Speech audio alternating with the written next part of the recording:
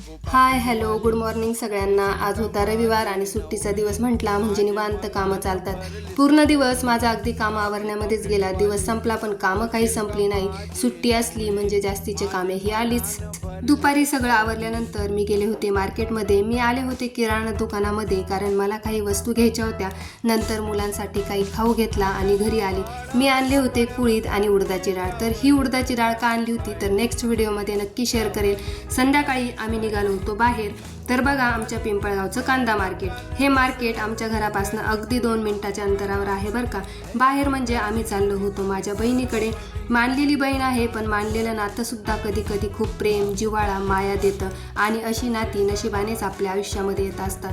तर असो, तिकडे गेल्यानंतर 2 पिल्लं बघितले आणि या पिल्लांबरोबरच माझ्या मुलीने तिचा वेळ स्पेंड केला आणि अंधार पडेल म्हणून आम्ही लवकरच निघालो। जेवणाचा तर खूप आग्रह होता पण चहा घेतला आणि निघालो। शेतीचा एरिया असल्यामुळे उशीर झाल्यावर बिबट्याची भीती असते त्यामुळे लवकरच निघालो। तर रात्रीचा मार्केटचा व्ह्यू असा काहीसा दिसतो बघा। घरी आल्यानंतर स्वयंपाक केला, जेवण झाली आणि बघा बहिणीकडून आले तर रिकाम्या हाती कसं यायचं।